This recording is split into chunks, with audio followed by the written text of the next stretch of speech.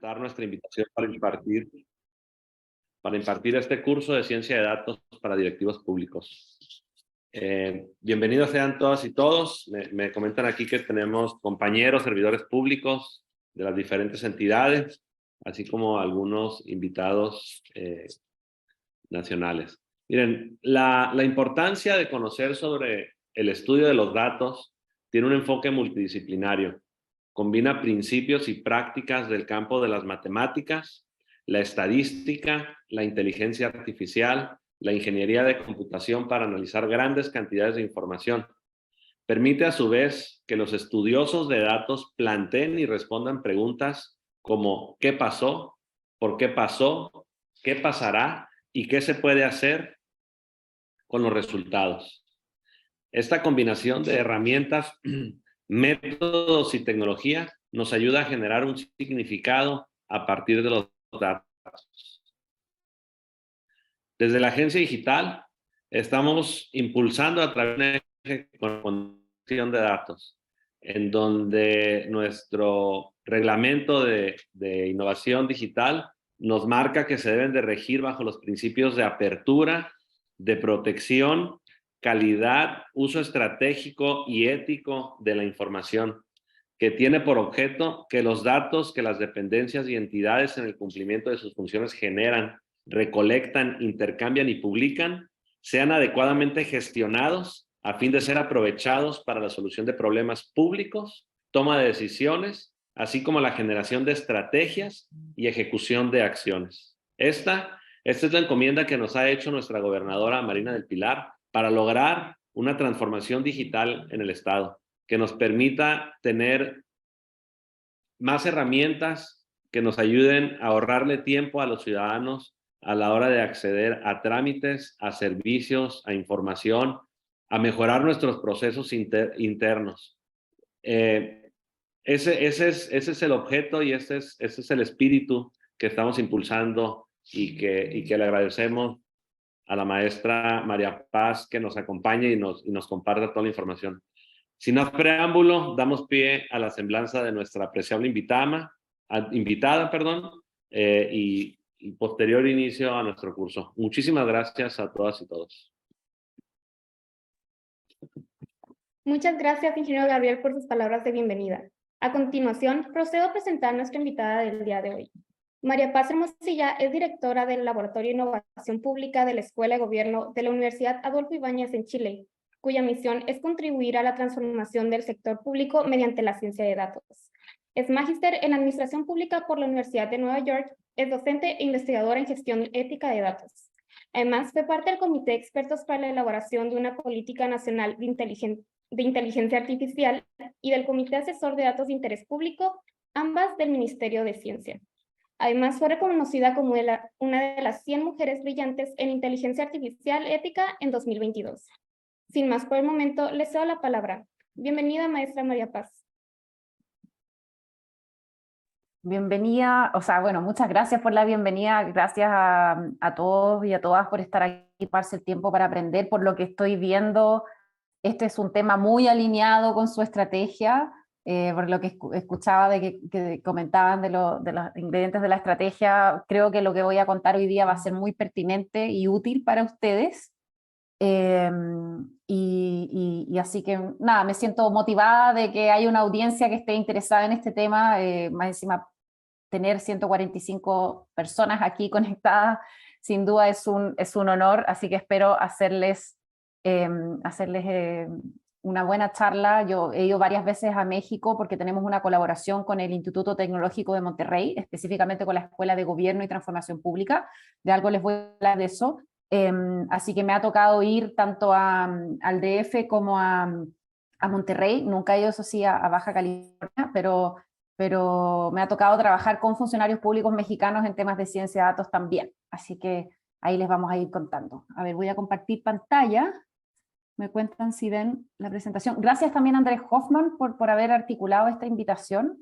Así que también muchas gracias para él. Bueno, como decía, yo soy directora de un laboratorio de innovación pública dentro de una escuela de gobierno en una universidad en Chile, que es una universidad privada sin fines de lucro. Nuestro laboratorio ya tiene 7 años de vida, en una escuela que tiene 21 años de vida y en una universidad que existe más o menos desde los años 50 en Chile. ¿Ya? Ahí está nuestro sitio web, govlab.ai.cl, mi correo también, por si después me quieren contactar, igual más adelante repetiré esta información. Si hablamos de los datos, existe algo que se llama el ciclo de vida del dato. Quizás algunos de ustedes ya han visto, hay distintos modelos de ciclo de vida del dato, pero más o menos, todos tienen una actividad inicial, ¿no es cierto?, de creación, recolección, donde el dato empieza a existir en algún organismo, en este caso público. Luego tenemos todos los temas relacionados con almacenar estos datos, con acceder a estos datos. Tenemos lo que tiene que ver con el usarlos o analizarlos. Y ahí entra la ciencia de datos. ¿Ya? Entonces, cuando yo estoy hablando de ciencia de datos, que ya voy a definir, estamos pensando en el ciclo de vida del dato, en la etapa del ciclo de vida que se llama uso. ¿Ya? Uso o análisis. No hay un solo ciclo de vida del dato, depende si es una empresa, si es quién es, qué ciclo muestra. Entonces, pero más o menos todos tienen estas etapas. Una etapa de compartir o divulgar los datos y un momento final de o archivar, que tiene que ver con eso, retener o destruir, eliminar los datos. Va a depender mucho, ¿no es cierto?, la finalidad para los cuales tenemos los datos. ¿Ya? Pero lo que vamos a hablar hoy día va a estar aquí en la parte de uso y no sé si están viendo bien. Araxi, ¿se ve bien? Sí, se ve bien. ¿Sí? Ya, perfecto. Yo voy a ir, para que sepan, yo voy a ir en ciertos momentos pausando para preguntas cuando termine como un tema, y ahí las pueden poner por el chat o levantar la mano, pero vamos a ir entregando algo de contenido, luego preguntas y así, ¿ya? Y al final, por supuesto, las preguntas que quieran. Entonces, ¿qué es la ciencia de datos? Ya vimos que hablar de datos es mucho más que ciencia de datos, eso es bien importante.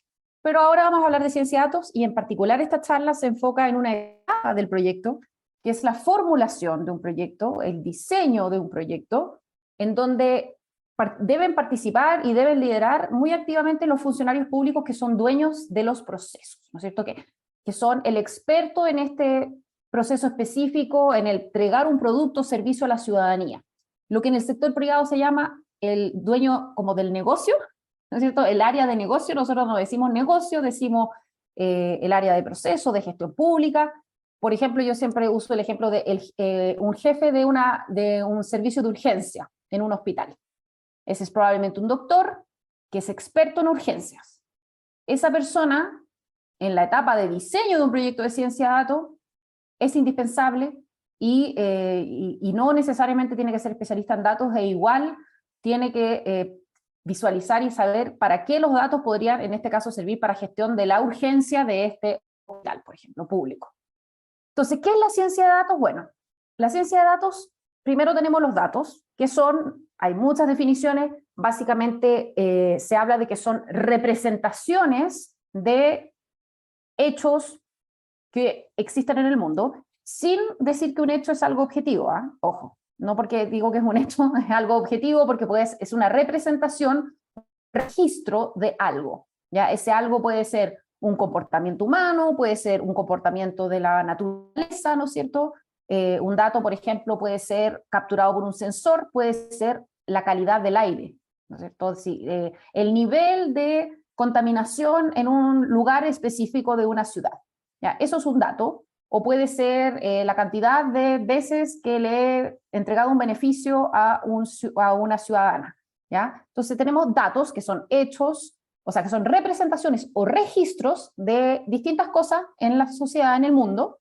¿Ya? Y este es un conjunto que no está procesado, simplemente está ahí registrado en algún sistema, desde el papel hasta una base de datos relacional, ¿no es cierto? Con todo lo que hay entre medio, pueden ser videos, puede ser audio, puede ser texto, cualquier cosa, ¿ya? En ese sentido el dato es bien amplio, pero la ciencia de datos es este conjunto de técnicas que tal como decía la persona que me antecedió, va de muchas técnicas que van desde la estadística, la matemática, las ciencias de la computación, incluyendo la inteligencia artificial, es toda una gama de herramientas que nos permiten pasar de datos a información. ¿Y qué es la información? Bueno, son los datos que han sido analizados y nos permiten tomar decisiones, nos permiten comprender algo, nos permiten interpretar, ¿ya? Y lo más importante para el sector público nos permiten tomar decisiones. ¿ya? Entonces tenemos que la ciencia de datos es un conjunto de técnicas o metodologías o herramientas para pasar de datos a información. Y en ese sentido ustedes ya conocen bastante de la ciencia de datos porque probablemente muchos de ustedes conocen, han hecho algún tipo de reporte con estadísticas, ¿no es cierto? Y en ese sentido ya conocen parte de la ciencia de datos, lo que pasa es que la ciencia de datos es más amplia que eso. Ahora, hay muchos conceptos aquí, quizás han escuchado minería de datos, big data, inteligencia artificial, machine learning, ¿ya? Son conceptos que están relacionados. Les voy a mostrar un diagrama de Venn para hacerles una ilustración. Tenemos big data, que es el procesamiento de grandes cantidades de datos. A veces ese procesamiento es muy simple y no es un análisis, sino es simplemente una transacción. Por ejemplo, cuando los bancos, ¿no es cierto?, que manejan grandes cantidades de datos, nos muestran nuestra cartola de cuenta corriente, y el poder tener eso en un segundo a la vista, eso es Big Data, por ejemplo, ¿ya? Porque son millones de clientes. Pero eso no es análisis de datos, ¿ya? Es solo Big Data. Pero a veces, Big Data se hace ciencia de datos sobre Big Data, porque, por ejemplo, en los bancos hacen modelos para ver quién está cometiendo un fraude. Cuando ustedes, ¿no es cierto?, compran con su tarjeta de crédito, de repente puede ser como que digan, oh, esto es una transacción sospechosa, y no lo dejan comprar, cuando viajan a otro país, por ejemplo. Ahí sí, sobre Big Data, se está haciendo ciencia de datos, y en particular, como es un modelo predictivo, es muy probable que eso sea Machine Learning, o lo que se conoce como aprendizaje automático, y eso también es parte de la inteligencia artificial, ¿ya? Entonces, estos círculos se van interactuando. Nosotros podemos hacer ciencia de datos sobre pocos datos o sobre muchos datos, ¿ya? Entonces, en ese sentido tenemos ciencia de datos sobre pocos datos, que no es Big Data, ¿ya? Tenemos ciencia de datos más simple, la estadística, por ejemplo, está aquí. Pero si empezamos a hacer modelos predictivos con aprendizaje de patrones, estamos aquí, en la inteligencia artificial y en el machine learning, ¿ya? Pero la inteligencia artificial también tiene cosas de robótica o de neurociencia que no necesariamente son machine learning, ¿ya? Entonces, cada círculo se intersecta, pero no necesariamente todo significa lo mismo. Ahora, desde el punto de vista pragmático de un directivo público, yo trabajé en el Ministerio de Obras Públicas y estuve a cargo de atención ciudadana y gestión documental, ¿ya? Entonces yo estaba a cargo de el call center de atención para los ciudadanos, la página web, el sistema de gestión de solicitudes, consulta, reclamo, sugerencia. Desde el punto de vista de alguien que gestiona un proceso, por ejemplo, atención ciudadana o atención al cliente, en el caso que fuera sector privado, pero acá estamos en organismos públicos, yo como encargada de atención ciudadana del Ministerio de Obras Públicas de Chile, que es el ministerio que más solicitudes recibía en aquella fecha, estoy hablando del año 2011, a mí lo que me importa es atender a las personas dentro del plazo. 10 días para reclamos, 20 días para solicitudes de transparencia. Ahora, si eso, el análisis de datos, inteligencia artificial, machine learning, ciencia de datos, me da lo mismo. Lo que yo quiero es responder mi solicitud dentro de plazo y que la respuesta ojalá sea satisfactoria y que no estemos respondiendo algo que haga que la persona pregunte de nuevo, ¿no es cierto? Entonces, desde el punto de vista de alguien que tiene un problema público, lo importante es que tiene datos, los quiere analizar y quiere resolver su problema. Si el método de resolver el problema es más o menos complejo, es estadística o inteligencia artificial, como que no importa mucho, lo que importa es resolver el problema. Entonces, les va a pasar mucho que las empresas como que les tratan de vender como la última tecnología porque es tan sofisticada e interesante, como si la tecnología fuera la gracia. No es la gracia. Lo que queremos es resolver el problema público. Si lo hacemos mediante ciencia de datos sola, con pocos datos, sobre Big Data, con muchos datos, o hacemos inteligencia artificial, finalmente eso es un medio, ¿ya? Entonces, aquí hay que, como que no hay que enamorarse de la tecnología, ¿ya? Tenemos datos, los vamos a analizar, vamos a resolver un problema, listo, ¿ya? Y el nombre que le vamos a poner a esa tecnología yo creo que no es muy relevante desde el punto de vista de gestión pública. Yo estudié una maestría en administración pública, entonces eso es lo que me apasiona, ¿no es cierto?, el resolver el problema público. Ahora, para no confundirse con todos estos conceptos, nosotros tenemos un glosario que ustedes pueden descargar con todas las definiciones de los conceptos. Está un glosario construido para directivos públicos, tiene más de, creo que de esta altura deben ser 50 conceptos, que les puede servir para cuando alguien les habla con todas estas palabras más técnicas, ustedes pueden ir a mirar este glosario, ¿ya?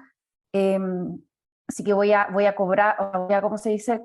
Cortar el link para que ustedes lo puedan descargar. Este es un glosario que nosotros estamos actualizando permanentemente.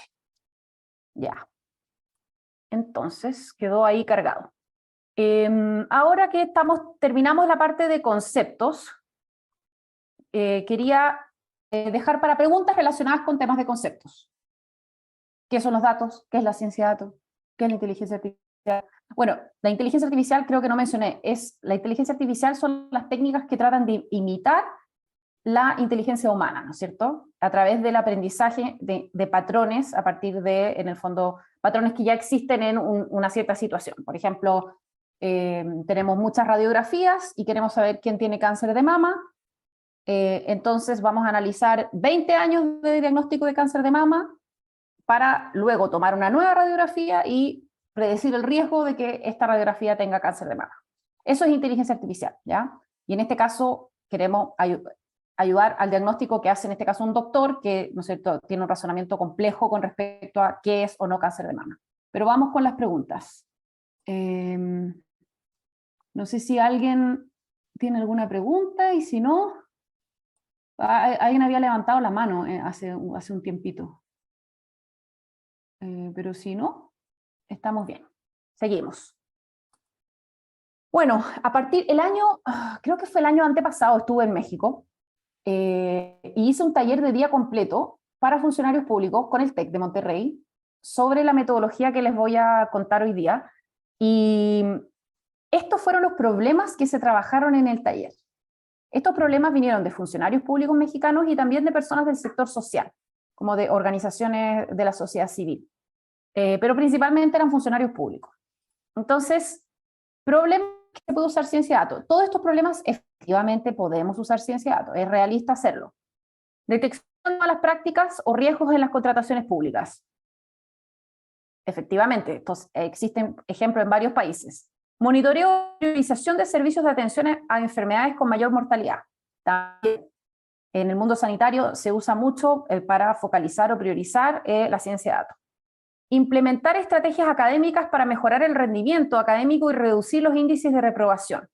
Efectivamente, en el mundo educacional también se están usando distintos proyectos de ciencia de datos, por ejemplo, para saber a quién yo le tendría que ofrecer un programa más focalizado de retención o en este caso, para reducir los índices de reprobación, por ejemplo, de mentorías personalizadas.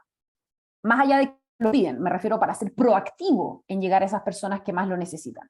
Para disminuir la pesca ilegal, esto es muy cierto, se están usando ciencia de datos con imágenes satelitales, por ejemplo, en distintos países del mundo para detectar patrones anómalos en embarcaciones que podrían estar haciendo pesca ilegal. Nosotros tenemos un proyecto en Chile con el Servicio Nacional de Pesca que no usa imágenes satelitales, pero usa datos de reportería de las embarcaciones cuando reportan la cantidad de peces que pescan, los tipos de peces, las toneladas de peces y el porcentaje de bodega que utilizan de sus embarcaciones, y con esos datos de la reportería de eso, el Servicio Nacional de Pesca puede saber cuáles son los comportamientos anómalos, por ejemplo. Así que este problema que salió en México es algo que se hace y que se puede hacer. Y también había un problema sobre preparar respuesta a la población refugiada, ¿ya? Esto era un poco qué tipo de políticas públicas necesitamos diseñar para apoyar en el fondo el flujo alto de población refugiada que está ahí y que precisamente cerca, ¿no es cierto?, de la frontera con Estados Unidos. Entonces, todos estos son problemas reales que se pueden utilizar o sea, que se puede usar ciencia de datos para ayudar a abordarlo. Obviamente la ciencia de datos no es la solución sola. Aquí hay intervenciones, hay programas, ¿no es cierto?, para reducir, o sea, para aumentar la aprobación de los estudiantes. Probablemente hay que enseñarle al estudiante algo, o sea, la ciencia de datos quizás nos puede decir a quién, pero no nos va a reemplazar el profesor o el tutor o el apoyo psicológico o lo que fuera, que es la política pública, ¿no es cierto? Entonces, es muy importante, es una ayuda, pero no es, o sea, muchas veces no es un reemplazo, ¿ya? La gran mayoría de las veces. ¿Qué otros problemas existen en otras partes del mundo? Esto es importante. Tenemos en Chile un repositorio de algoritmos públicos que ustedes pueden acceder en este link, algoritmospublicos.cl, y aquí ustedes encuentran 75 casos de uso de ciencia de datos para la administración pública. ¿Ya? Entonces ustedes, por ejemplo, aquí pueden ingresar salud. ¿Ya? Entonces ustedes quieren buscar algoritmos de salud, y aquí le aparecen bastantes. Entonces, por ejemplo, abren uno y dice, esto es un sistema de predicción de la inasistencia a una cita médica, fue implementado en estos hospitales y en este centro de referencia.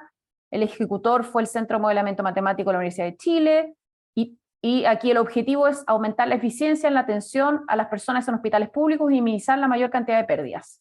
Y aquí una explicación con toda la información de este sistema. ¿Ya? Estos son solamente, por supuesto, sistemas de Chile. ¿Ya? Pero son lugares para sacar ideas, porque ustedes pueden filtrar. Otras formas que ustedes pueden filtrar por clasificación del gasto. Entonces, por ejemplo, ustedes quieren saber de protección del medio ambiente, qué algoritmos se usan para proteger el medio ambiente. Entonces aquí hay 7 sistemas que ustedes podrían sacar ideas de cosas que se pueden hacer con ciencia de datos. ¿Ya? Y tenemos 2 informes anuales. Cada año nosotros estudiamos todos los algoritmos que hay en la plataforma y sacamos algunas conclusiones que las compartimos con la comunidad. Entonces, este es un proyecto permanente del GovLab que ya lleva 2 informes anuales, del 2022 y el 2023.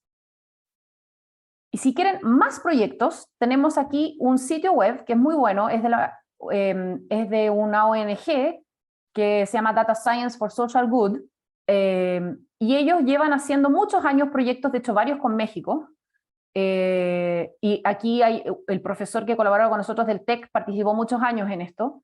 Entonces, por ejemplo, aquí en servicios sociales hay un proyecto, hay 2 proyectos, uno del CDSOL y otro de la Presidencia de la República que se hicieron, pero ustedes también pueden buscar por salud, infraestructura, desarrollo internacional, seguridad pública, transporte, y así van apareciendo los proyectos que a ustedes les interesa. Entonces, si están buscando ideas, aquí les presento varias fuentes de información donde ustedes pueden encontrar ideas de proyectos de ciencia de datos. ¿Qué tipo de preguntas estamos hablando de que se pueden contestar? Estas son todas preguntas reales que se han contestado en alguna parte del mundo. ¿Podríamos disminuir la cantidad de niños envenenados por plomo? Producto de la pintura, ¿no es cierto?, que tiene plomo en los hogares. ¿Podríamos atender oportunamente a niños, niñas y jóvenes con ideación suicida que escriben a una línea de apoyo por chat? ¿Podríamos detectar oportunamente la retinopatía diabética y reducir la ceguera por diabetes? ¿Podríamos reducir el tiempo de respuesta de los bomberos a los incendios? ¿Podríamos reducir la anemia en niños pequeños en Perú? ¿Podríamos detectar con mayor precisión casos críticos de contaminación en una zona industrial? ¿Ya? Todos problemas de política pública muy importantes que la ciencia de datos puede ayudar. Todos estos son casos reales. ¿Ya? ¿Preguntas hasta el momento? Si no hay preguntas, veo que aumentó la participación bastante. Oye, ¿Ninguna? María Paz, oye, alguien pregunta aquí en el chat la diferencia entre, si nos pudieras profundizar la diferencia entre dato e información. Pregunta Andrés Sí. Hoffman. Bueno, el dato es el registro o representación de algo en bruto, por decirlo así, ¿ya? Sin procesar. Entonces puede ser, si yo por ejemplo, tengo un hospital, el dato en sí es como la planilla que exporto de todas las atenciones que hizo mi hospital el día de ayer, ¿ya? Entonces ahí tengo un paciente, un doctor, una patología, tengo, ¿no es cierto?, filas y columnas. Ese sería un dato más ordenado, pero también podría tener grabaciones de videos o texto, ¿no es cierto? El dato tiene varios formatos. Las imágenes satelitales, por ejemplo, son datos. La información es ya el producto de la ciencia de datos. Entonces, yo hago análisis de datos con distintas metodologías o herramientas técnicas, que ahí puede ser desde la estadística hasta la inteligencia artificial, y eso me produce una información. Por ejemplo, en el caso de salud, el dato podría ser una foto de un fondo de ojo, de retina, ¿ya? Entonces que se toma en una máquina, y la información sería el nivel de riesgo, la probabilidad de que esa foto tenga retinopatía diabética. Esa es la información. Entonces, si la probabilidad es 0, el sistema no manda la radiografía, o sea, la foto de ojo, del fondo de ojo, a un doctor. Si la probabilidad es más de, no sé, 5%, estoy inventando los umbrales, entonces se manda por telemedicina a un oftalmólogo y el oftalmólogo lo revisa, ¿ya? Entonces, es la información la que permite tomar una decisión. ¿Cuál es la decisión? ¿Lo va a revisar o no el examen un oftalmólogo? Tenemos oftalmólogos, por ejemplo, y no necesitamos que ellos revisen los exámenes donde hay mayor riesgo de tener y no los exámenes que están sanos, ¿ya? Entonces, ese de hecho es el caso que les voy a comentar ahora. Esta es la foto que yo les decía, la foto del fondo de ojo. Si ustedes son diabéticos o conocen a alguien diabético, es importante que sepan que una vez al año las personas diabéticas debieran hacerse un examen de fondo de ojo, ¿ya? Esto es parte de política pública en muchos países. Lamentablemente la cobertura de este examen no es como quisiéramos. Y la retinopatía diabética, que es una enfermedad que genera ceguera, que se produce para personas diabéticas en los ojos, para que ustedes sepan, es la mayor causa de ceguera en personas de edad laboral en el mundo, ¿ya? O sea, este es un real problema. Y como la obesidad crece en el mundo, crece la diabetes, ¿no es cierto? Entonces, estamos como con un problema creciente causado por la epidemia de la obesidad. Entonces, los oftalmólogos en general, son médicos especialistas, recursos escasos, ¿no es cierto? En Chile, no sé, faltaban 35.000 horas de oftalmólogos no sé, en el año 2017, una cosa así. O sea, siempre faltan oftalmólogos.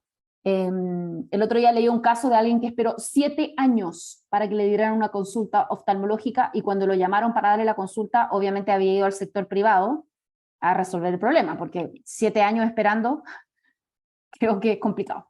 Bueno, entonces, para tratar de mejorar la cobertura de este examen, del examen de retinopatía diabética, lo que se hace es que se sacan las fotos, que lo sacan tecnólogos médicos, no profesionales, digamos, no médicos, sino profesionales de salud, y luego este examen se manda por software, se pasa por un algoritmo, y el algoritmo dice, ¿está bien o tiene alguna señal de normalidad? Todos los que están bien se descarta y no lo ve un médico, y todos los que tienen alguna señal de normalidad van a un oftalmólogo para que lo revise. Y luego, tras esa revisión, se determina si necesita una consulta presencial de especialidad, ¿ya? Entonces, ese es un ejemplo de ciencia de datos. De hecho, en Jalisco hicieron un proyecto así, que lo publicó la gente de C-Minds a través del BID. Hay un piloto de implementación de esto en Jalisco, México. Si alcanzo, al final les mando el link para que lo vean. Otro ejemplo es la Fundación Todo Mejora en Chile, pero en muchos países existe este tipo de fundaciones que se llaman de la red It Gets Better.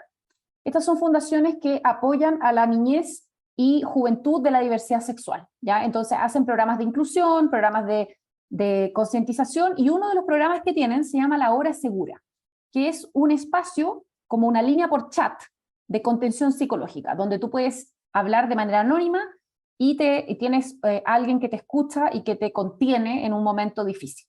El 50% de los usuarios de esta línea en Chile tienen ideación suicida, ¿ya? Entonces, aquí el problema es que a veces hay más demanda por acción por chat que capacidad de voluntarios entrenados, por supuesto. Esto es como el Crisis Text Line de Estados Unidos, no sé si lo conocen, pero es bien famoso. O sea, en general muchos países tienen como líneas de contención de suicidio por chat, ya, también telefónicas, pero los jóvenes hoy no les gusta hablar por teléfono, les gusta escribir. Entonces, el problema de política pública es, ¿qué hago cuando tengo más oferta, más demanda que oferta? ¿Ya? O sea, más jóvenes queriendo atenderse que personas disponibles para atenderlo. ¿Quién tiene que esperar? No quisiéramos que esperara la persona que se va a suicidar. Quisiéramos que esperara la persona que está triste, ¿no es cierto? Y ojalá que cualquier persona que muestre algún indicio de suicidio lo atendamos inmediatamente.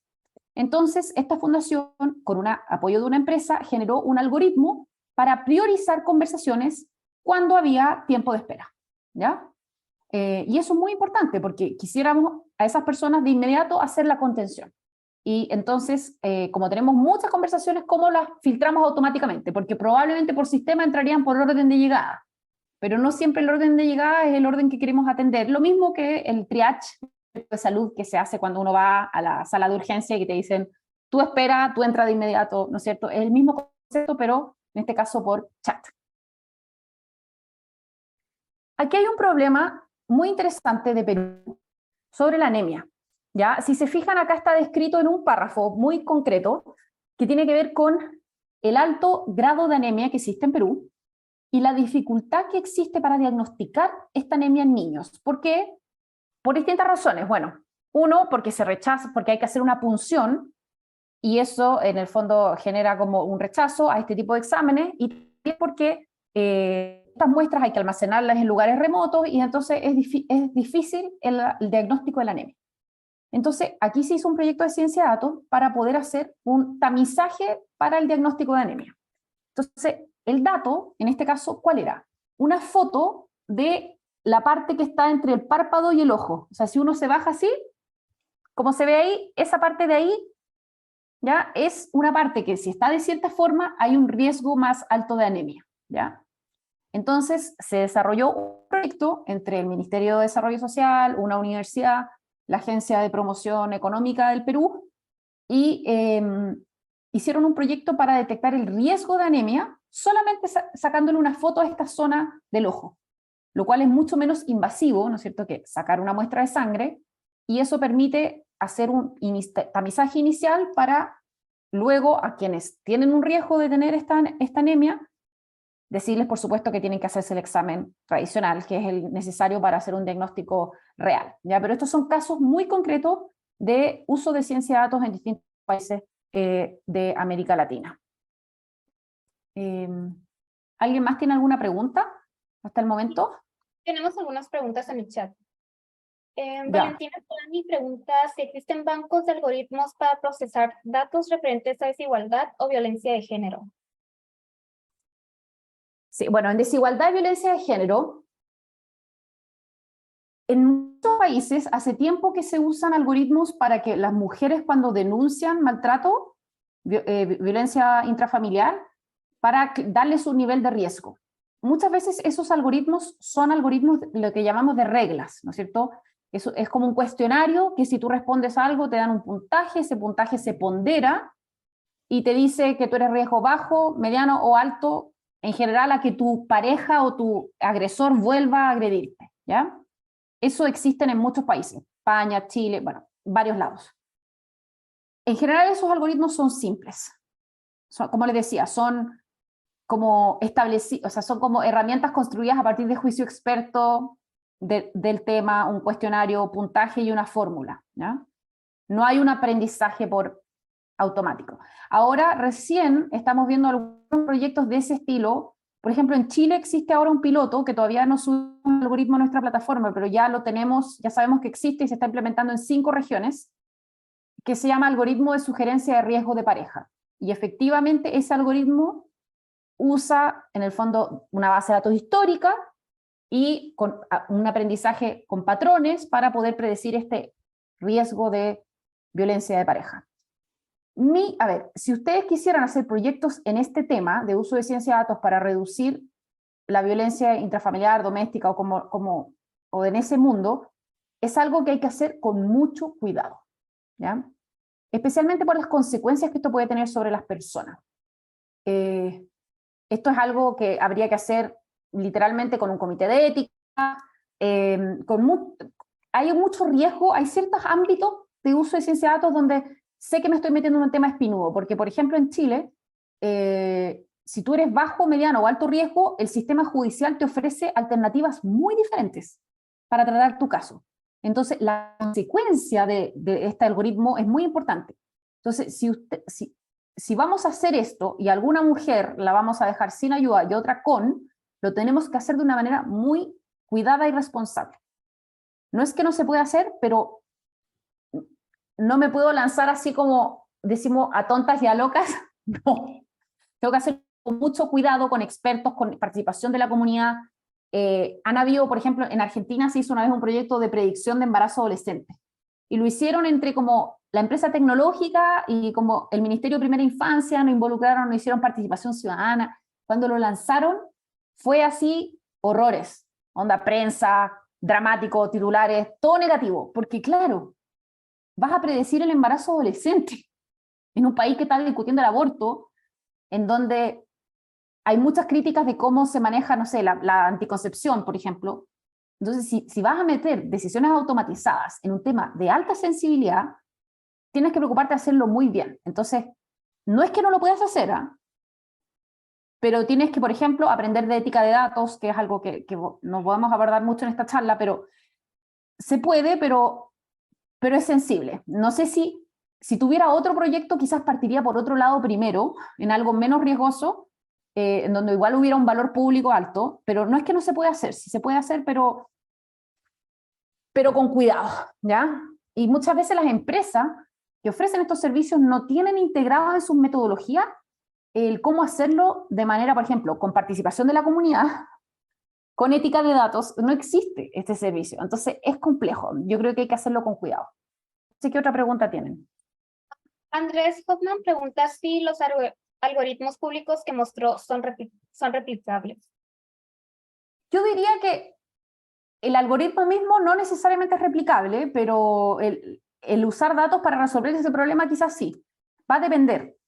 Por ejemplo, retinopatía diabética, uno podría pensar que en América Latina habría que hablar con los especialistas en esto. ¿Cuánto varía la enfermedad, por ejemplo, entre un afro-brasilero y una persona de ascendencia indígena en México? O alguien de ascendencia italiana en Argentina. Si la enfermedad más o menos es igual en todos nosotros, quizás entrenando un algoritmo en 1 o 2 lugares o con datos de 2 o 3 países, puedo replicar ese algoritmo, ¿no es cierto? Pero va a depender mucho de la naturaleza del problema que queremos resolver. Ahora, todos los algoritmos que yo les mostré son problemas que ocurren en distintos países y que usar ciencia de datos para resolver el problema es algo factible, en la medida de que existan los datos, por supuesto. Entonces, uno podría, con datos propios, del comportamiento propio de ese fenómeno, por ejemplo, la pesca ilegal es un fenómeno en todos los países, pero yo no sé si las mafias de pesca ilegal son iguales en todos los países, ¿no es cierto? Pero de que podemos usar imágenes satelitales o datos de reportería de las embarcaciones para abordar este fenómeno, sí.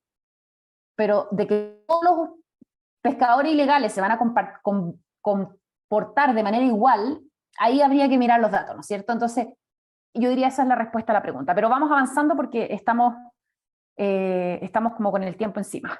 También el texto puede servir para la ciencia de datos, contarles que nosotros tenemos un proyecto con el Senado de Chile y con el Congreso de Chile para tomar textos de procesos de participación ciudadana en las leyes y poder encontrar en esos textos cuáles son material interesante para indicaciones. Este es un problema difícil, un problema que todavía no está resuelto. Es como cuando hablan miles de personas y yo quiero encontrar no lo que dicen todos, sino como esa opinión que es como única y especial, diferente al resto, ¿ya? Entonces, para esto también se puede usar ciencia de datos, pero no existen los algoritmos por detrás en el mercado. Y ahí nosotros ya nos hemos ganado 3 fondos de investigación y hemos ya publicado distinta información, pero todavía este problema no está resuelto. O sea, los algoritmos de procesamiento de texto todavía no resuelven este problema de todas las miles de cosas que nos opinan, cuáles son esas opiniones que no conocemos, que son las más únicas y diferentes y que podrían, por ejemplo, ayudarnos a hacer una mejor ley, ¿ya? En un proceso masivo de participación ciudadana, por supuesto. Y también, por ejemplo, hicimos un proyecto con la Superintendencia del Medio Ambiente para predecir la calidad del aire en una zona industrial de Chile, ¿ya? Y ahí los datos eran datos de distintas mediciones que tomaban sensores de las fábricas que estaban en esta zona, ¿ya? Y la idea de esto era mejorar el modelo predictivo existente para poder hacer una mejor gestión de un plan de descontaminación en una zona industrial. También tenemos un proyecto con imágenes satelitales para fiscalizar vegetación. Y ahí desarrollamos algoritmos nuevos para fiscalizar un tipo de bosque, una turbera, que es una vegetación como de la zona austral de América, y también los humedales urbanos, ¿ya? Entonces, en ese caso, el dato es imagen satelital, hice 30 años de imágenes satelitales y los algoritmos procesan estas imágenes para buscar anomalías que sean atribuibles a acción humana, ¿ya? Y así la Superintendencia de Medio Ambiente puede ir a fiscalizar esos lugares. Entonces, este es un proyecto que estamos ya en el segundo año. Hemos trabajado con muchos organismos nacionales e internacionales, así que importante decir que se puede hacer con todo tipo de organismos públicos. Hemos trabajado desde desarrollo social, medio ambiente, pesca, como les decía, Consejo para la Transparencia, Gobierno Digital, como bueno, la Agencia Digital, el Congreso, Salud, etcétera. Ya distintos tipos de organismos públicos tienen todos problemas de ciencia de datos. ¿Cómo formulamos un proyecto de ciencia de datos? La metodología que les voy a comentar hoy día viene de toda una trayectoria trabajando con directivos públicos, o sea, personas no expertas en ciencia de datos, sino expertas en su problema de política pública, desde el año 2019. Ya partimos primero presencial antes de la pandemia, y luego hemos seguido trabajando en formato online con distintos directivos en América Latina. Hemos hecho talleres en Argentina, en México, en Chile, y esta metodología pasó a un manual del BID, que ustedes pueden descargar, que se llama Uso Responsable de Inteligencia Artificial para Política Pública, y en este manual se consagra esta metodología y se explica cómo usarla. Esta es una metodología abierta que ustedes pueden ir descargando los materiales para poder implementarla con ejemplos de proyectos. Todo esto está en el mismo link que ya les compartí donde está el glosario, ¿ya? Además, esta metodología nosotros la hemos adaptado ahora con el Laboratorio de Gobierno. Hemos publicado una nueva guía que se llama Cómo podemos desarrollar proyectos de ciencia de datos para innovar en el sector público, y ir mejorando la metodología y creando nuevas herramientas también para enseñarla. Y de eso les quería contar hoy día. Tomamos un proceso de innovación común y corriente que incluye, ¿no es cierto?, siempre se itera, partimos desde un problema y empezamos a avanzar hasta tener una solución, y ahí dividimos esta metodología en 4 fases para hacer un proyecto de ciencia de datos. Y yo hoy día solamente les voy a hablar de la fase 1. La fase 1, bueno, lo interesante de esta metodología es que desarrollamos 12 herramientas. Entonces ustedes en esta guía encuentran herramientas muy concretas para poder hacer cada una de las cosas que planteamos que hagan, ¿ya? Y estas son herramientas desarrolladas para que las usen personas que no son expertas en ciencia de datos, que eso es lo importante. Obviamente que una vez que uno decide hacer un proyecto de ciencia de datos, sí va a necesitar expertos en ciencia de datos, pero cuando uno está todavía diseñando un proyecto, pensando un proyecto, puede hacer también esto por su cuenta antes de, por ejemplo, contratar una empresa o asociarse con una universidad para poder hacer este proyecto. Estas herramientas tienen una explicación muy concreta de cómo usarse, así que ustedes las pueden encontrar en la guía y pueden en el fondo ver las instrucciones, ejemplos de respuesta, las sugerencias por usar estas herramientas. Todo este material es libre y diseñado para funcionarios públicos en español, ¿ya? Porque muchas veces hay mucho material en inglés, pero en realidad nosotros, al menos en Chile, ustedes probablemente hay más inglés en México que en Chile, pero nosotros necesitamos herramientas en español para poder trabajar estos temas. ¿Cómo ocurre esta metodología? Bueno, son 6 pasos, desde la conformación del equipo del proyecto, describir el problema, analizar la prefactibilidad, identificar los actores y las actividades, mapear los datos y definir los objetivos del proyecto, ¿ya? Y todos estos pasos están ejemplificados en la guía que les conté y que después les voy a compartir el link. Cuando conformamos el equipo del proyecto, hay distintos roles que son importantes. Muchas veces solamente se juntan los equipos de datos o de tecnología a veces y quizás con el dueño del proceso. Pero también se necesitan otros roles. Por ejemplo, los representantes de área que se va a intervenir. Aquí se necesita, por ejemplo, si yo voy a entregarle una herramienta a enfermeras, necesito una enfermera sentada conmigo en mi equipo de ciencia de datos. Y no solamente la jefa de las enfermeras, porque la jefa de las enfermeras no sabe necesariamente cómo es ser enfermera en primera línea atendiendo a un paciente, ¿ya? Y esto es muy importante y hay muchos proyectos que fracasan porque no incluyen a la persona correcta. Por ejemplo, yo voy a hacer un proyecto para mejorar la fiscalización y no incluyo al fiscalizador. Bueno, esto pasa, así que por eso uno dice, no, pero eso es sentido común, es obvio. Bueno, no es obvio, no ocurre. Y además hay personas, por ejemplo, del área legal, las áreas de comunicaciones, las áreas de estudio, o sea, un proyecto de ciencia de datos es, como decía Gabriel, multidisciplinario.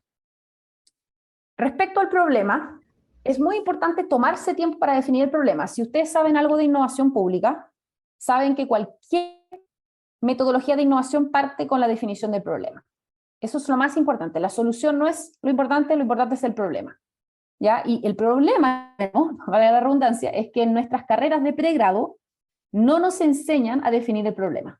No es algo habitual en la enseñanza universitaria en nuestros países, ni tampoco en los países del norte global, ¿ya?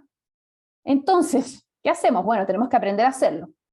Y definir el problema es ir acotando algo muy general a algo bastante más específico que podemos abordar, llegar a un desafío abordable.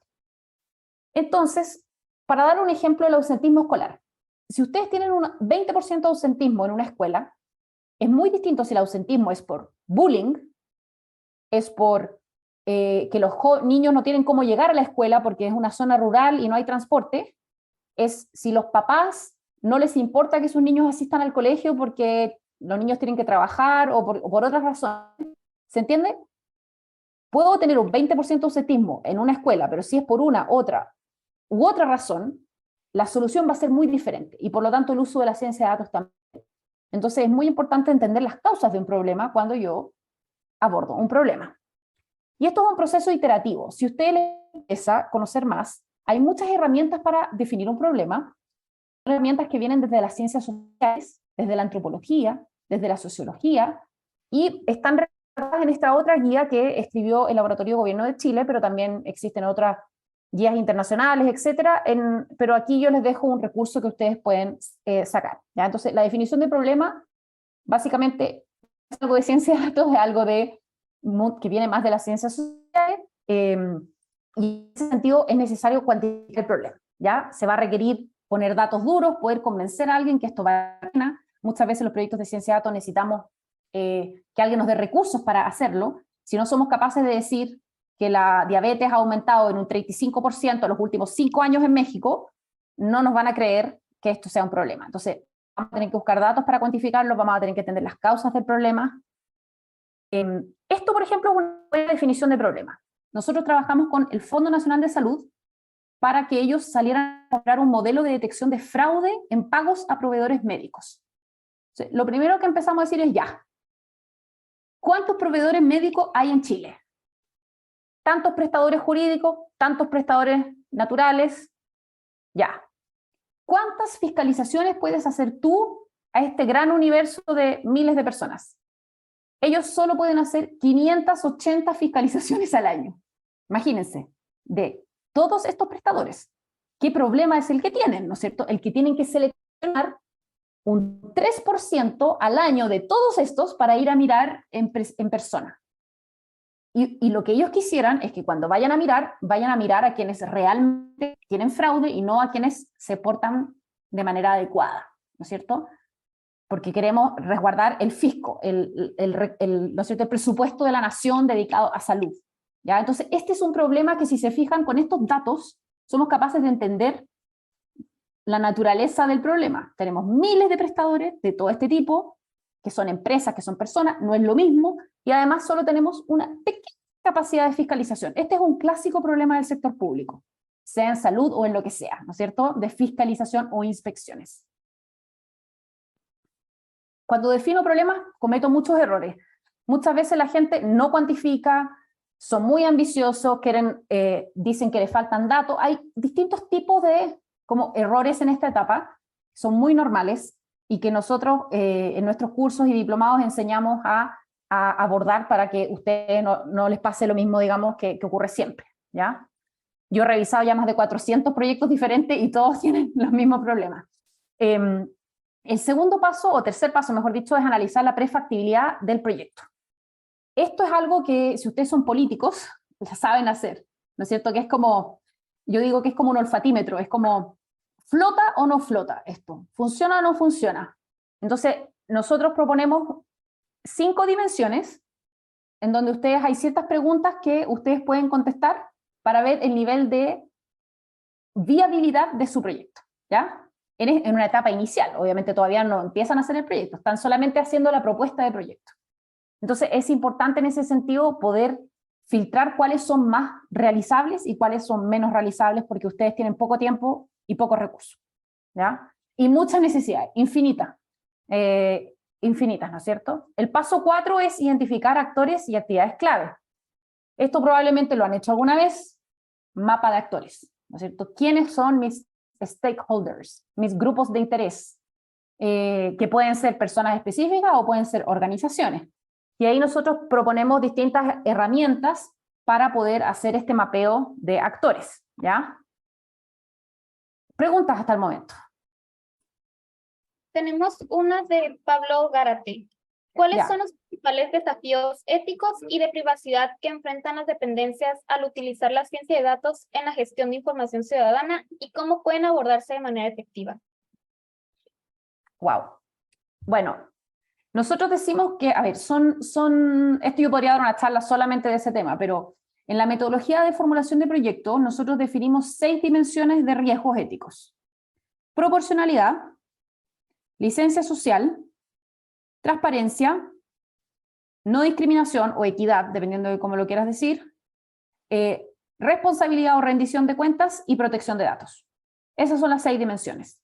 Para cada dimensión hay distintas preguntas que yo puedo hacerme y así levanto mis riesgos éticos.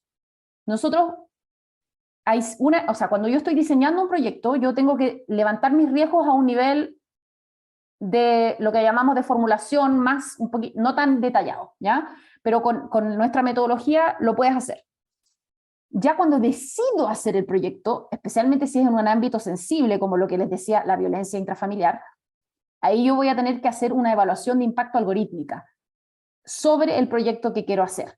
Y en ese caso voy a hacer ese levantamiento me va a generar una lista de acciones, responsables y plazos para implementar durante el proyecto. Pero cuando solamente estoy diseñándolo, tengo que mirar estas 6 dimensiones que les dije y hay una serie de preguntas específicas que tú las puedes encontrar en nuestra página web, que finalmente termina siendo como 3 páginas de cosas que hay que contestar.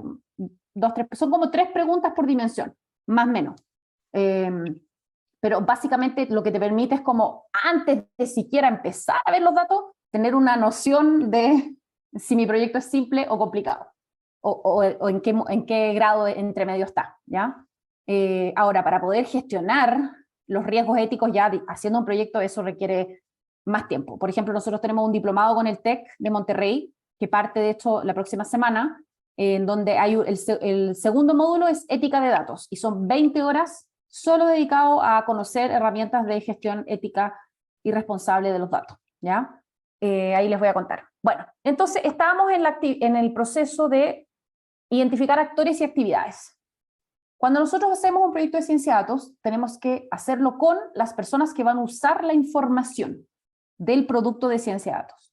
Por ejemplo, si yo voy a crear un modelo que dice a qué restaurantes debo ir a fiscalizar para ver si cumple con las normas de higiene y seguridad, tengo que hacer mi proyecto con la persona que va a fiscalizar los restaurantes, ¿ya? Esa persona es un actor, ¿ya? Y esa persona hace actividades específicas para fiscalizar, que tengo que conocerlas. Por ejemplo, quizás esa persona decide sola a quién va a fiscalizar, o quizás su jefe le dice, usted va a fiscalizar aquí. ¿Cómo eso ocurre? Yo lo tengo que saber. Porque si yo le voy a meter un proyecto de ciencia de datos que va a, por ejemplo, decir cómo se fiscaliza, tengo que saber si eso es viable de hacer o no, y si eso va a mejorar la situación de esa persona o no, ¿ya? Y de ese proceso de política pública. Hemos tenido casos, por ejemplo, en donde los fiscalizadores se reparten las fiscalizaciones porque les dan un sueldo por viajar. Entonces, cuando uno sale de la ciudad a más de 100 kilómetros, tú tienes un suplemento, un viático en tu sueldo.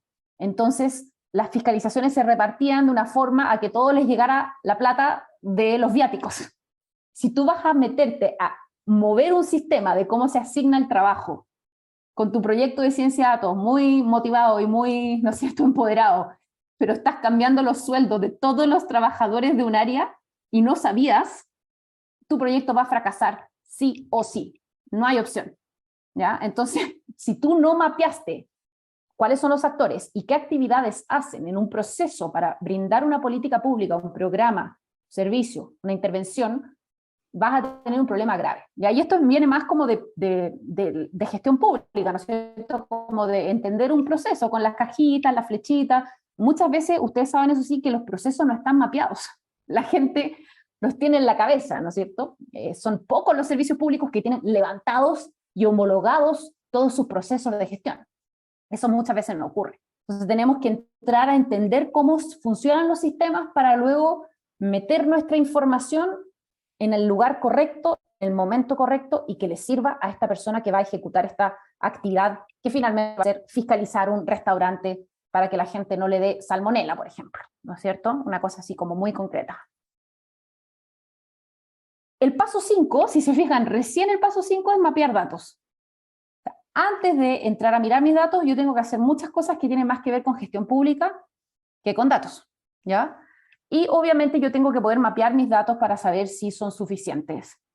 Por ejemplo, si ustedes quieren predecir el riesgo de que un estudiante abandone la escuela y no tienen datos de asistencia individual de estudiantes, va a ser un poco difícil que lo hagan, ¿no es cierto? Entonces, uno tiene que saber, por ejemplo, si la granularidad del dato es a nivel de la granularidad de la acción. Si la acción es intervenir de alguna forma a un estudiante específico para que vaya al colegio, los datos van a tener que ser también a nivel específico.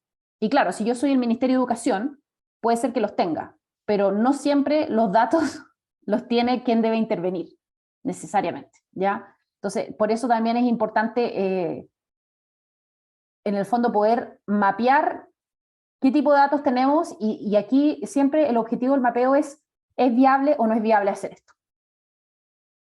Ahora, esa viabilidad es una suposición, en el sentido de que no va a ser hasta que yo esté con los datos en mis manos que yo voy a saber si esto es realmente viable. Lo que tengo que hacer es reducir mis riesgos y tratar de, en el fondo, que sea razonable y que esto sea lograble. Pero esto es ciencia, no siempre es lograble, ¿ya? A veces simplemente el modelo no logra hacer lo que nosotros quisiéramos que hiciera con el desempeño suficiente para implementarlo, y eso está bien. Y ahí hay dimensiones, por ejemplo, como accesibilidad, almacenamiento, integración, relevancia y suficiencia, calidad, granularidad, historia. Hay distintas dimensiones para mirar una base de datos y decir si esta base de datos es suficiente o no para hacer un proyecto de ciencia de datos. Y finalmente el paso final de esta etapa se llama definir objetivos, y ahí usamos una metodología que ustedes probablemente conocen si estudiaron gestión, que se llama SMART, que es definir objetivos que sean específicos, medibles, alcanzables, realistas y con temporalidad definida. ¿Ya? Y ahí los objetivos, tenemos una herramienta muy concreta en donde para cada uno de estos atributos les hacemos varias preguntas para ayudarlos a definir un objetivo de una forma medible, específica, alcanzable, ¿ya? Entonces aquí hay un ejemplo de un objetivo, pero va a depender mucho del proyecto cuál es el objetivo. Pero el objetivo en un proyecto de ciencia de datos se parece mucho como un indicador, ¿ya? En el sentido de que tiene que ser muy, muy medible. No es un objetivo general de un proyecto, es un objetivo que se parece mucho como una meta o un indicador, dependiendo de cómo ustedes conozcan este lenguaje, ¿ya? Si ustedes quieren aprender esta metodología, hay distintas opciones. Como les decía, tenemos un programa en el TEC de Monterrey que parte la próxima semana. Está orientado a personas que no saben nada de ciencia de datos, pero que sí saben de gestión pública. Son personas que aspiran a liderar equipos de ciencia de datos o tienen que tener al menos 5 años de experiencia laboral o ser cargos de jefatura, uno o el otro, no importa. Y la materia es esta que está aquí, se parte con un curso sobre lo que yo les conté hoy día, se continúa con ética de datos, luego hay 2 módulos sobre implementación de proyectos de ciencia de datos, uno orientado a proyectos de inspección o fiscalización y otro orientado a proyectos de prevención. Después hay un módulo de evaluación de proyectos de ciencia de datos y se termina con un módulo sobre gobernanza o gobierno de datos, ¿ya? Entonces, este es un diplomado de 124 horas que se hace los lunes y miércoles en la noche, online, ¿ya? Con doble titulación. También existe un curso que parte el próximo jueves, que es online también, que creo que este es los jueves en la tarde, y este es un curso como el primer módulo del diplomado. Es un curso de diseño de proyectos de ciencia de datos y nosotros a ustedes les damos retroalimentación sobre su proyecto específico. Son con 3 tareas, y este es un curso tipo taller. Es bien intensivo en el sentido de que ustedes diseñan un proyecto propio y nosotros les vamos dando retroalimentación de su propio proyecto. Lo mismo ocurre en el diplomado en todo caso, pero este es solo el curso. Y tenemos una variedad de cursos diferentes. Los que son con asteriscos son técnicos, me refiero a que se aprende software, y los otros son todos más gerenciales, de todos los temas que les hablé hoy día, así que ahí también pueden ir a mirar nuestra oferta programática. Y finalmente tenemos una serie de guías. Para la persona que preguntó de ética de datos, tenemos una guía específica del tema que sacamos el año pasado. El tema también está en una guía que sacamos con el BID el 2019. Es parte en realidad de todas nuestras guías, pero se aborda con mayor o menor profundidad. Acá están los links a todas estas cosas, son guías hechas para funcionarios públicos, como ustedes, que no saben de ciencia de datos necesariamente. Todo esto está hecho para apoyarlos, son todas gratuitas y van en el fondo comunicando lo que hacemos. Todas estas metodologías hemos ido mejorándolas año a año y publicando estas guías en alianza con organismos públicos o internacionales como el Banco Interamericano del Desarrollo. Y con eso les dejo mi correo, la página web, en caso les interese. Muchas gracias por su atención y disponible para contestar preguntas. Muchas gracias, maestra María Paz, por compartir con nosotros un momento de su conocimiento y experiencia. Voy a proceder a leer algunas de las preguntas de nuestros participantes que nos han dejado en el chat. Una de ellas es por Gilberto Álvarez, quien nos pregunta si existe una experiencia en la que se detecten indicios o posibles casos de problemas del sistema nervioso en base a fotografía del rostro.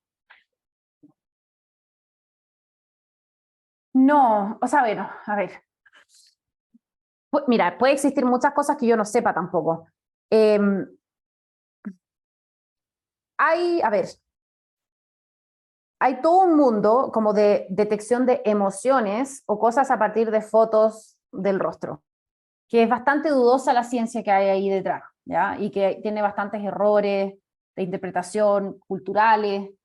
Yo sería muy cautelosa. Si alguien me dice que puede, por ejemplo, desarrollar, o sea, puede ser que se pueda, pero es difícil, ¿ya? En el sentido de que, por ejemplo, las emociones, las personas con cierto tipo de rostro, los asiáticos expresan distintas emociones que personas con otro tipo de rostro. De caso particular que tú me planteas, no conozco, pero no significa que no exista, ¿ya? Al menos yo estoy muy atenta a lo que ocurre en el sector público. No he visto ese tipo de cosas en el sector público, pero no significa que no existan. Muy bien.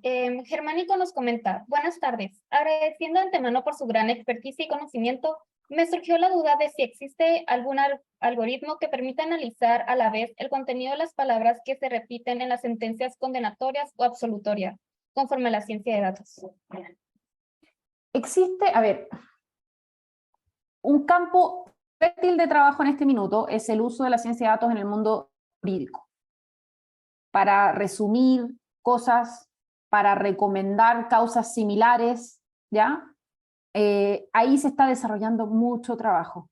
En Argentina había, por ejemplo, un proyecto muy interesante para anonimizar sentencias judiciales para poder publicarlas.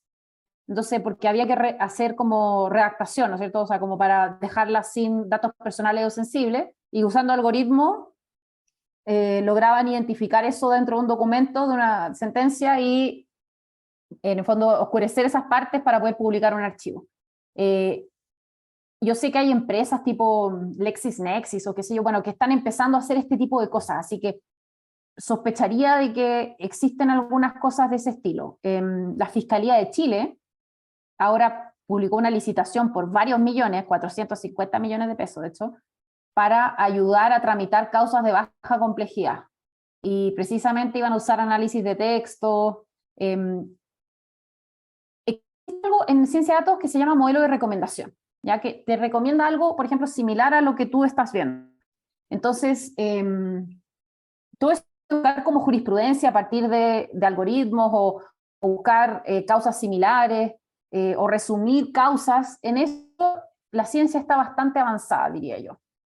Así que probablemente hay cosas. Ahora, tampoco yo no me dedico a observar el sector jurídico, pero si tú buscas como inteligencia artificial en el sistema judicial, ya hay muchas personas escribiendo, haciendo revisiones de tipos de sistemas, etcétera.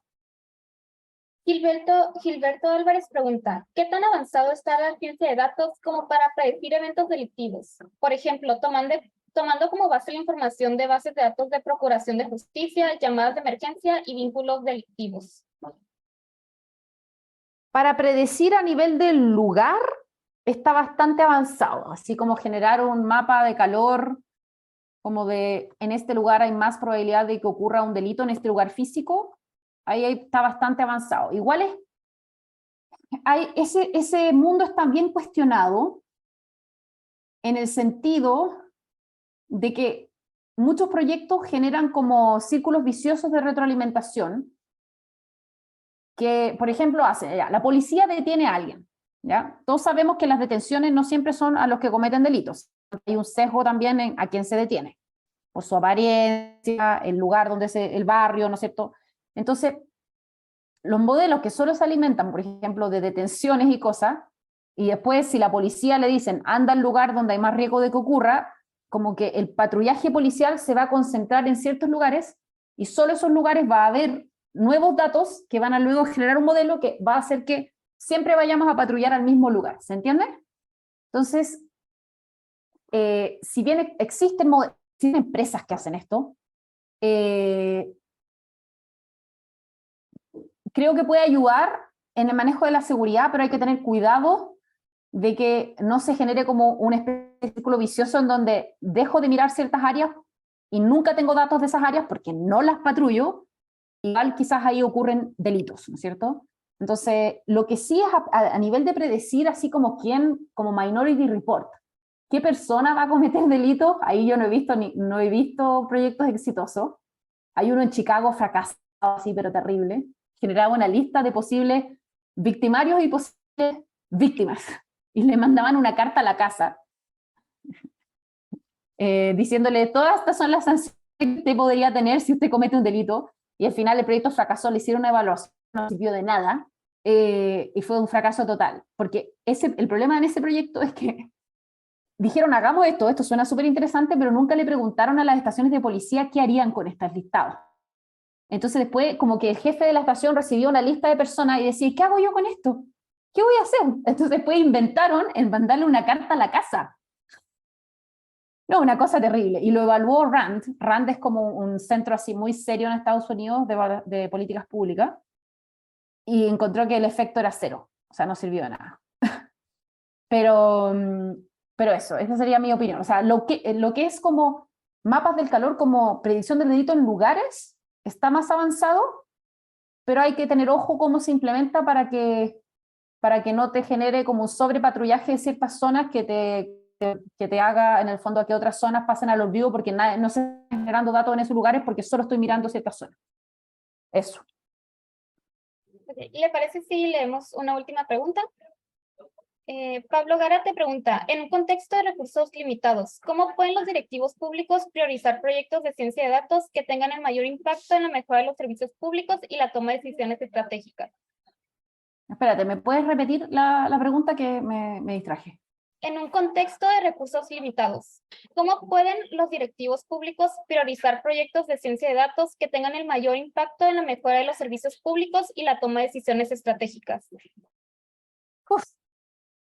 Bueno, hay varios ingredientes, pero en el fondo una forma es escogiendo algún área en donde ya esté comprobado de que la ciencia de datos ha servido, ¿no es cierto? Antes, no ser el primero que va a tratar de hacer algo en ese mundo. La madurez de los datos influye, o sea, el seguir una metodología de diseño de proyecto que incluye prefactibilidad, ¿no es cierto? Incluye evaluación de madurez de tus datos, va a hacer de que finalmente puedas saber con un cierto grado de certeza si hay viabilidad o no de lograr un valor público, ¿no es cierto? Lograr un resultado. Nosotros, por ejemplo, el curso de formulación lo hemos hecho, por ejemplo, solo para el Servicio Nacional de Drogas y Alcohol. Entonces, teníamos a 22 funcionarios de ese servicio y estaban trabajando como en 12 proyectos diferentes, en equipo, o en 10 proyectos diferentes. Entonces, trabajamos durante el curso 10 proyectos diferentes, y al final eran como 4 los que eran así como ganadores.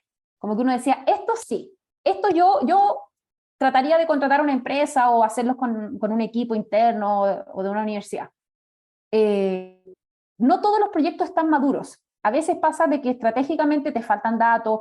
O otra cosa estratégica, el área que tiene el problema no está comprometida, no quiere cambiar.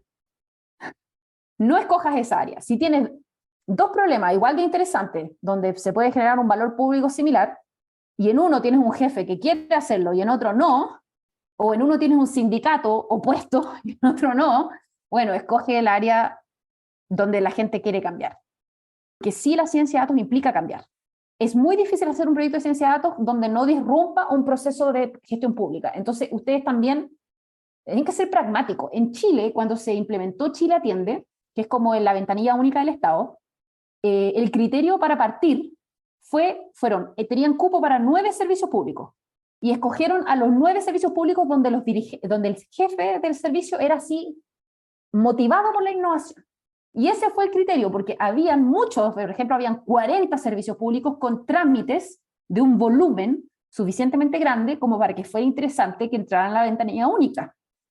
Entonces, ante igualdad de situaciones, escoge donde tengas el equipo humano más motivado. Si a eso le sumas una madurez de datos, yo creo que estás con tus 2 ingredientes principales. ¿Ya? Pero es algo estratégico. Es algo, en todo caso, que vemos en el curso de formulación de ciencia de datos, y lo vemos en detalle. Y este curso, como les decía, lo hacemos en formato cerrado. Entonces también si alguna de las instituciones acá lo quisiera hacer en formato cerrado, podemos hacerlo. Y en ese caso, obviamente, estamos hablando durante todo el curso del mismo tema, ¿no es cierto?, el mismo ámbito de política pública, y al final del curso nos podemos decir, mira, de estos proyectos, ándate por aquí, porque estos de acá tienen no sé cuántas barreras, no vale la pena. Pero eso hay que conocer el problema público específico. Es difícil responder esa pregunta como sin entrar en la cosa específica. Antes de despedirnos, sí, los invito a todos a prender su cámara para poder tomar una fotografía del evento, por favor.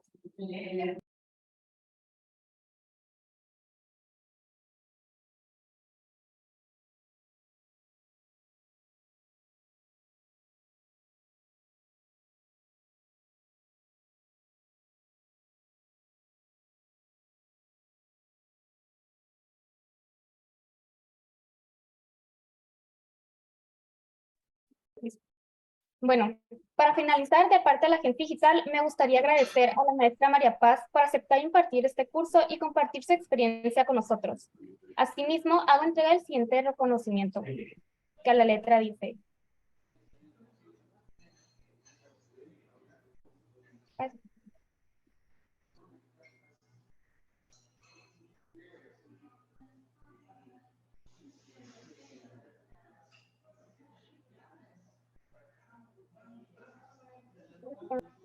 En lo que aparece el agradecimiento, María Paz, muchísimas gracias. La verdad es que muy interesante todo lo que nos compartiste, la metodología, los proyectos en los que se pueden implementar estos esquemas de ciencia de datos. La verdad es que nos llevamos mucha información y mucho que pensar y hacer de este lado. De igual manera, a todos los compañeros, muy agradecidos, muchas gracias por atender estos cursos convocatorias, y estén atentos para las siguientes que vayamos a tener.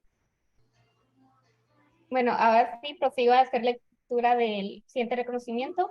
La Agencia Digital del Estado de Baja California otorga el presente reconocimiento a María Paz Hermosilla por su participación como ponente en la capacitación Ciencia de Datos para Directivos Públicos, dignado por ingeniero Gabriel Palombo, director general de la Agencia Digital de Baja California, en Tijuana, Baja California, 16 de agosto del 2023.